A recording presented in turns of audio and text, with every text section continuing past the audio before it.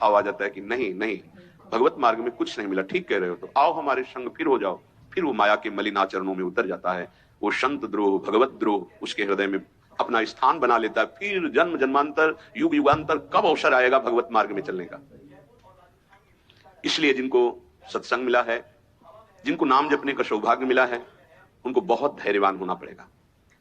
इसको ऐसे पकड़ना होगा कि जैसे हम बहुत बीमार हैं और इस औषधि के सिवा हमारा कोई रास्ता नहीं बचने का, अब हमको ये औषधि खानी ही है। जहां सुनाम भवभेषज हरनि घोर त्रिशूल, तीनों तापों का नाश करने की सामर्थ्य और संसार समुद्र से पार करने की सुदृढ़ नौका, भवरोग की अचूक औषधि नाम है। हमारा भाव बने न बने, भाव बिगड़ जाए, कोई बात नहीं, तुम नाम मत छोड़ना, हमारी प्रार्थना मानना, नहीं तो ये तूफान माया का आपको उड़ा ले जाएगा, परमार्थ में नहीं खड़ा होने देगा। बहुत धैर्य पूर्वक दीर्घ काल तक चला जाता है। धैर्य कहते हैं लाभ मिले ना मिले, हानि मिले, अपमान मिले, सम्मान मिले, हम किसी भी स्थिति में अब नाम नहीं छोड़ सकते। वो जीत जाएगा माया से। विपक्ष बहुत जोरदार है, आप क्या समझते हो?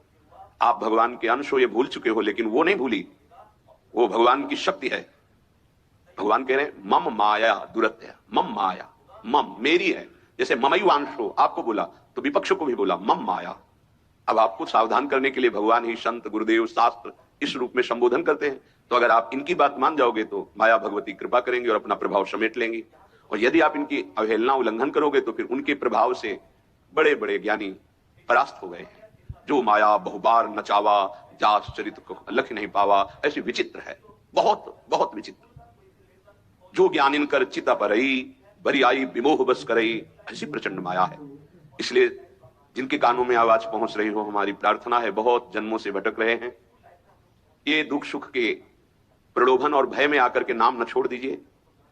ऐसा भी हो सकता है कि नाम जपना शुरू करें, आपकी नौकरी लग जाए, आपका काम बन जाए, आपकी अनुकूलता बढ़ जाए। ये नाम का फल नहीं है, ध्यान रखना, ये नाम का फल नहीं है। हम स्पष्ट आपको कह रहे हैं कि जब से आपने नाम जपना शुरू किया आपका सब मंगल होने लगा, ये नहीं है। ये आपके पुण्यों का है, पूर्व पुण्यों का है।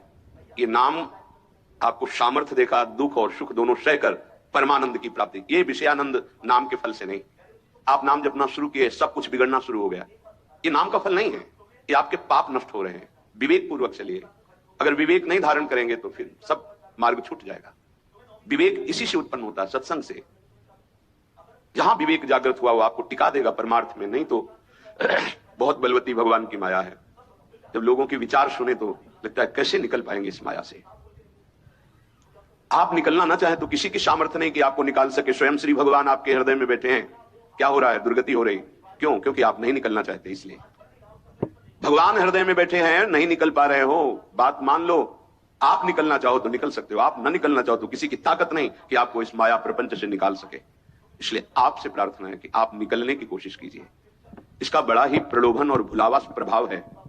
प्रलोभन और भुलावा एक क्षण में भुला दे सारे ज्ञान विज्ञान को और अपने में आकर्षित कर दे, उसका नाम माया। ऐसे प्रलोभन फेंक दे कि जानबूझकर तुम भगवान को भूल जाओ और उन प्रलोभनों में लग जाओ, उसका नाम माया। सावधान हो जाइए। इसके प्रलोभनों में, इसके भोगों में आज तक कभी कोई सुखी और तृप्त नहीं हुआ। तुम्हें अब जो मार्ग मिला है ये तृप्ति का मार्ग है। तृप्त हो जाओगे, हाथ उठा के कहोगे अब कछुनाथ न चाहिए मोरे। देख लेना, चलो तो आगे। वैभव, जब ब्रह्मा जी नमस्कार करते हैं तो इससे बड़ा वैभव क्या हो सकता है? भक्त को ब्रह्मा जी भी नमस्कार करते हैं। ब्रह्मा जी की बात जाने दो, जिनके नाभि कमल से ब्रह्मा प्रकट हुए, भगवान भी उनके पीछे पीछे डोलते कि चरण रज पड़ जाए और मैं पावन हो जाऊं। ये केवल अलंकारिक शब्द नहीं है, ऐसा ही है। पग चापू और सेज बिछाऊं, नौकर बनूं हजाम, हाकू बैल बनो गडवारो, बिना तनख्वाह रथवान, यही तो मेरे मन में ठनी, भगत मेरे मुकुटमणि। मैं भक्तन को दास, भगत मेरे मुकुटमणि। ये मार्ग आप चयन किए हैं भगवत कृपा से, तो इसमें आपको टिकना होगा, इसमें आपको परीक्षा देनी होगी। जितना पढ़ाया जाता है उतनी ही परीक्षा होती है, उसके आगे नहीं होती, ध्यान रखना। अध्यापक जितना आपको पढ़ाता है उसी पे प्रश्न करता है। तो जितना आपको सत्संग सुनाया गया, जितने में आपकी भूमिका भक्ति की है जैसी भी, उतना ही प्रश्न होगा, उसके आगे प्रश्न नहीं होगा। उतने पे तो आपको सफल होना पड़ेगा। नहीं सफल होगे तो फिर पढ़ाई कीजिए, फिर प्रश्न आएगा। जब आपको परमार्थ पद में, परम पद में आरूढ़ होना है तो आपको ये निर्णय करना ही पड़ेगा। एक तरफ माया है, एक तरफ भगवान है। माया को साधन बनाकर भगवान की प्राप्ति की जाती है, भगवान को साधन बनाकर माया की प्राप्ति नहीं की जाती। प्रायः लोग इसी भुलावे में है कि भगवान को साधन बना लेते हैं और माया साध्य बन जाती है। मुझे ये चाहिए, नहीं मिला तो तुम भगवान नहीं। ये परमार्थ ऐसे नहीं चला जाता, धैर्य पूर्वक चला जाता है। अगर धैर्य का अवलंबन नहीं लेंगे, विवेक का प्रयोग नहीं करेंगे। विवेक है आपके पास, ऐसा नहीं कि आपके पास विवेक नहीं है, पर आपका विवेक ढका हुआ है। ये सत्संग उसी विवेक को जागृत करता है। आप सत्संगी हो, आप भुलावे में मत आइए। ये माया अपने पार्षदों के द्वारा आपको ठगना चाहेगी। आपने प्रभु को छोड़ दिया, प्रभु की क्या हानि होगी?